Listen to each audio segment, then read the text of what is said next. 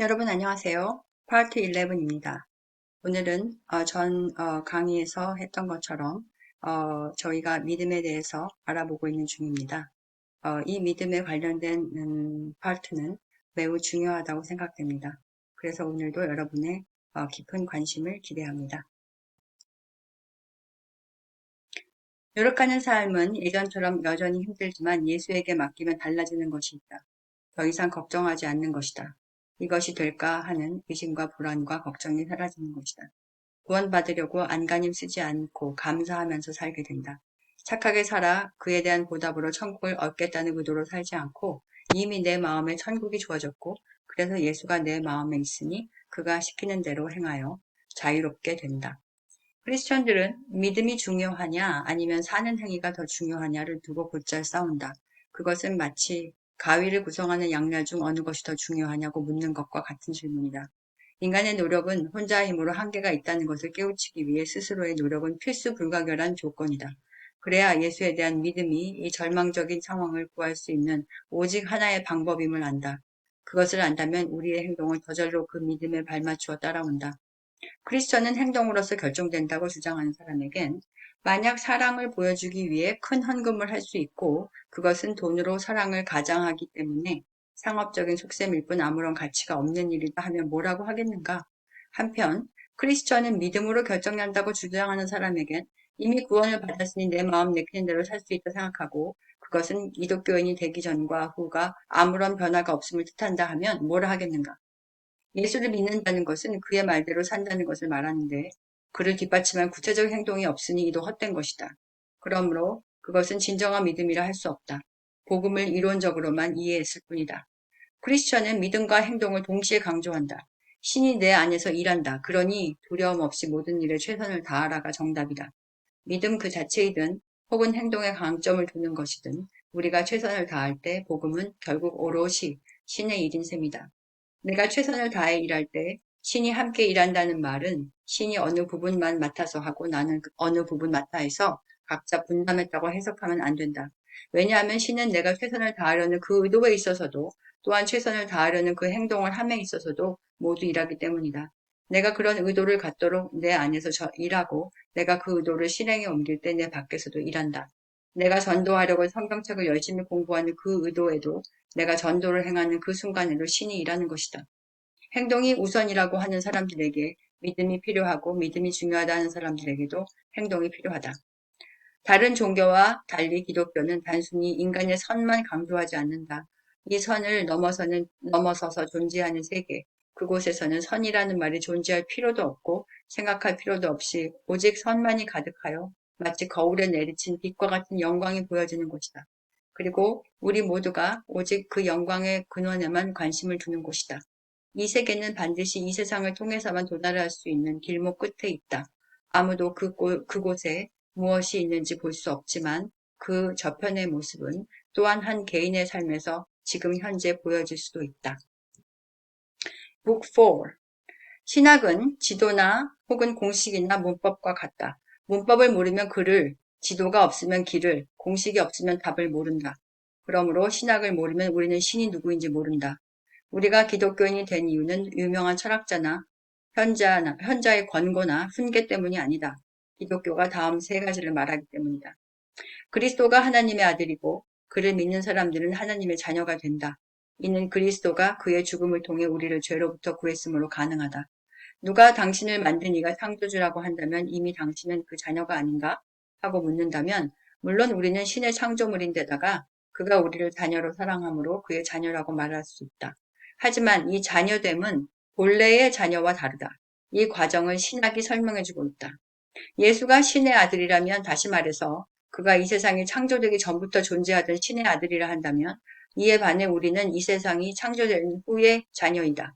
마치 우리가 낳은 자식만이 자녀이고 사람의 형상으로 빚어진 조각품이 우리 자녀가 아닌 것처럼 말이다. 신이 창조한 것, 그의 성품이 깃들여 있는 이 세상 모든 창조물이 즉 신이 가진 끊임없는 활동과 창조력을 보여주는 에너지, 빛, 공간, 식물과 동물의 생명력이 신의 모습을 보여준다고 해서 그것이 신 자체가 아닌 것이다. 사람도 마찬가지이다.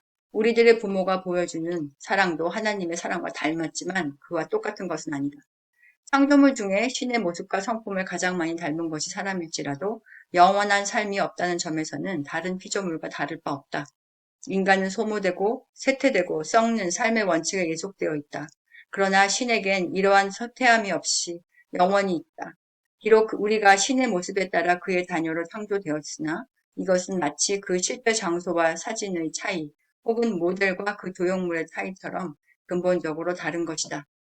이러한 피조물이 예수처럼 신의 자녀가 되기 위해서는 쇠퇴하는 존재에서 영원한 존재로 넘어가야 하는 큰 변화를 겪어야 한다. 이 과정이 바로 기독교가 말하는 신학에 담겨 있다. 만약 이 세상이 조형물들이 즐비한 가게라고 한다면 우리는 그 가게 안에 있는 조형물들이다. 그런데 이 가게 안에서 어느 날 조형물들이 진짜 숨을 쉬는 생물로 전환될 것이라는 소문이 돌고 있는 것이다. 사람들은 신은 인간과 다른 자원의 존재이기 때문에 인간을 이해하지 못할 것이라고 생각한다. 하지만 만약 인간을 이해하고 그 고충을 나눌 수 있는 신을 찾는다면 다른 종교를 찾아 나설 필요 없다. 오직 기독교만이 가능하다. 게다가 또 한 가지 중요한 사실, 인간이 신의 자녀로 될 때 그 신성에 합류되어 인간 각자가 가진 개성을 잃어버리는 것이 아니라 오히려 가장 독특한 개성을 갖게 된다는 점에 주목해야 한다. 즉, 신성을 회복할수록 인간은 고유한 개성을 갖게 된다. 마치 어떤 거대한 빌딩을 존재하도록 그 빌딩 하나하나의 재료가 각자가 가진 기능을 빌딩 전체에 기여하고 있으면서 각 속성이 사라지지 않는 것과 같다. 각 재료의 기능은 빌딩을 구성하기 위해 그 자리에 있어야 한다. 못은 집을 짓는 데 쓰이거나 벽에 박혀 물건을 걸도록 하거나 그 어떤 상황이든 못이 가진 성격은 그대로 같지만 각 상황에서 기여하는 기능은 다르다는 것을 봐도 알 수 있다. 삼위일체의 신이란 이렇게 각자가 서로 다른 기능과 성격이 하나를 구성하고 있는 것과 같다. 창조자는 성부, 예수는 성자, 그리고 성령이 각각 다른 기능을 함으로써 구성된 하나의 빌딩과도 같다. 이러한 세 가지 기능이 하나인 신의 특성은 인간에게도 허락되어 신에 예속되지만 또한 고유한 한 개인으로 남아있을 수 있도록 한다. 예를 들면 한 사람이 기도할 때 신은 그 사람에게 세 가지 형태로 나타난다. 그 기도를 듣는 신, 옆에서 중보하는 신, 그리고 마음속에 함께하는 신. 이 상태가 바로 인간이 영원한 세계, 조 월드에 있는 바로 그 순간이다. 하지만 그는 여전히 육체를 가진 사람인 것이다. 신학의 관점에서 복음은 다음과 같이 설술될 수 있을 것이다. 구약에서 인간은 신을 막연하게 알고 있었다. 그런데 신약에서 자신이 신이라고 하는 사람이 나타났다. 그는 이 세상을 창조한 신이건만 뱃속에 태아로 잉태되어 사람으로 태어났다. 그럼에도 사람들은 그를 미치광이라 부르지 않았고 오히려 그의 말을 믿었다. 그는 자신의 삶을 통해 조형물같이 창조된 인간들이 생명을 갖기 위해 어떻게 해야 하는지 보여주었다. 그의 죽음 후에 그를 따르던 제자들은 다시 살아난 그를 만났다. 그리고 제자들은 스스로 공동체를 구성하여 그의 삶이 주는 교훈대로 살려 했고 그때서야 신이 자신들의 마음 안에 존재한다는 것을 발견했다. 다시 말해 무릇 조형물이었던 그들이 신을 자신 안에 영접하자 생명을 얻게 되었다는 것을 알았다. 왜냐하면 그들 마음속에 있는 신이 그들을 인도해서 그 전에 할 수 없었던 일들을 가능하게 했기 때문이다. 그리하여 기독교가 정의하는 삼위일체 신의 일부가 되는 것을 경험할 수 있었다. 사실 이 상태는 그들이 만들어졌을 때부터 의도되었던 것이지만 이때야 비로소 그 의도가 실현되는 것을 의미한다. 이 성화의 과정은 그리스도의 삶으로 보여졌고 그래서 예수의 삶은 모든 인간의 모델이 된다. And that is how theology started. People already knew about God in a vague way. Then came a man who claimed to be God. And yet he was not the sort of man you could dismiss as a lunatic. He made him believe him. They met him again after they had seen him killed. And then, after they had been formed into a little society or community, they found God somehow inside them as well, directing them, making them able to do things they could not do before. And when they worked it all out, they found they had arrived at the Christian definition of the three personal God. 신학은 마치 실험실과도 같다. 왜냐하면 관찰하고자 하는 상대에 가까워져야 하기 때문이다. 그리고 무생물이 아닌 동물이 연구 대상인 경우 가까이 갈 수 있도록 그와 관계를 결정해야 한다. 그들의 동의를 얻어야 하고 친구가 되어야 한다. 동물이 아닌 인간의 경우엔 더더욱 그렇다. 그런데 관찰 대상이 신이라면 그가 나타나지 않는 한 우리가 그에게 가까이 갈 수조차 없다. 더구나 신은 자신의 존재를 인정하고 받아들인 사람에게만 연구의 대상이 되어준다. 개인의 선택에 맡기고 자신을 선택한 사람에게만 나타난다. 이뿐이 아니다. 신을 보려면 올바른 렌즈를 써야 한다. 그렇지 않으면 마치 더러운 거울처럼 흐릿하게 신이 보일 것이다. 가장 좋은 렌즈로 신을 똑바로 볼 수 있는 경우는 자신만의 렌즈로 신을 이해하고 제한시키는 것이 아니라 기독교 공동체 안에서 이해함으로써 개인으로서 이해하는 수준을 능가하는 것이다.